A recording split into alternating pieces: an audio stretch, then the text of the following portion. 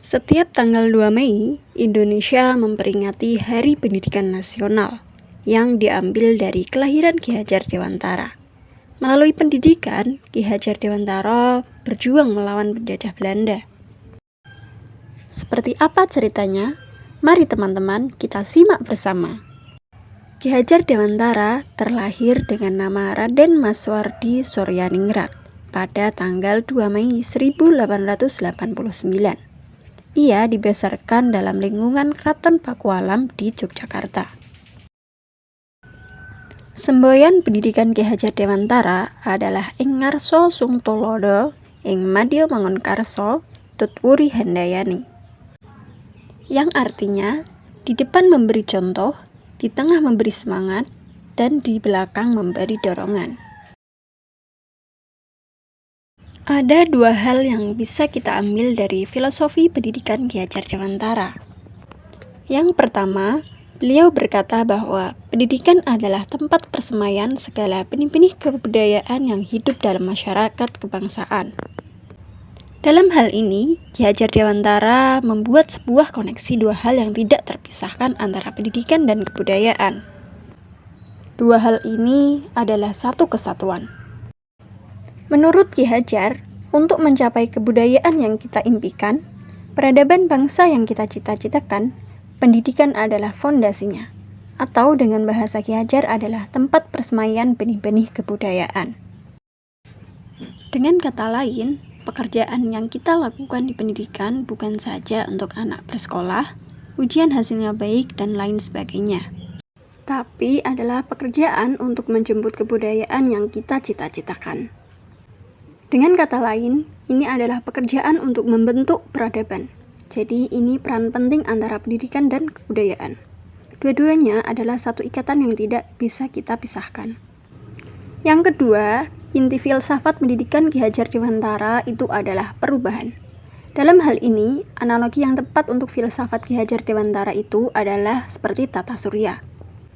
Selalu bergerak, selalu tidak pernah berhenti, dari waktu ke waktu, dia tidak pernah statis.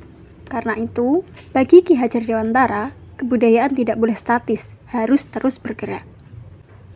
Dalam mengupayakan pemeliharaan kebudayaan, bagi Ki Hajar Dewantara itu harus terus bergerak sesuai kodrat alam dan kodrat zamannya. Jika kebudayaan itu terisolasi, kebudayaan itu akan menuju kehancuran. Pendidikan pun sama, tidak boleh statis. Pendidikan harus terus berubah, menjawab tuntutan zamannya. Karena seperti kalau dalam tata surya, kalau kita bayangkan planet itu berhenti bergerak, statis, maka akan terjadi sebuah chaos atau sebuah kekacauan. Dan itulah yang dilihat oleh Ki Hajar Dewantara bahwa semuanya itu harus terus bergerak dan bergerak, tidak pernah berhenti. Artinya, perubahan adalah hal yang kekal, yang harus terjadi. Selanjutnya, planet-planet itu pun dalam tata surya tidak ada yang sama. Di situ terlihat keberagaman. Ada planet Merkurius, planet Venus, ada Bumi, ada Mars, dan seterusnya. Dalam melihat planet-planet ini, inilah yang kita lihat juga dalam kebudayaan dan pendidikan. Fitrah penciptaan dari Yang Maha Kuasa itu adalah keberagaman. Dalam pendidikan pun begitu. Anak tidak pernah ada yang sama, sekalipun anak kembar. Menurut Ki Hajar, biarkanlah anak-anak itu memiliki keunikannya sendiri-sendiri. Ibarat planet-planet tadi, mereka bergerak dengan kecepatannya masing-masing, dan mereka juga berputar sendiri-sendiri sesuai orbitnya masing-masing.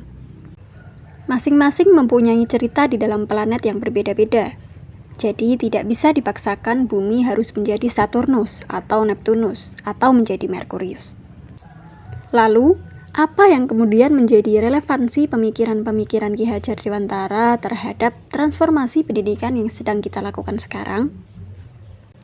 Filosofi pendidikan Ki Hajar Dewantara adalah filosofi tentang perubahan. Seperti halnya penerapan kurikulum pendidikan di Indonesia. Kurikulum pendidikan di Indonesia telah mengalami beberapa perubahan, pembaruan, atau perbaikan. Dari pembaruan-pembaruan dari tahun ke tahun tersebut merupakan sistem yang terbaik sampai saat ini. Saat ini, kurikulum pendidikan yang berlaku di Indonesia adalah kurikulum merdeka. Kurikulum merdeka sendiri memfokuskan pada siswa. Belajar merdeka berarti merdeka atas diri sendiri. Minat dan bakat siswa itu harus merdeka untuk berkembang seluas mungkin. Konsep itulah yang dibawa Ki Hajar Dewantara bagi bangsa ini dengan harapan tak digerus perkembangan zaman.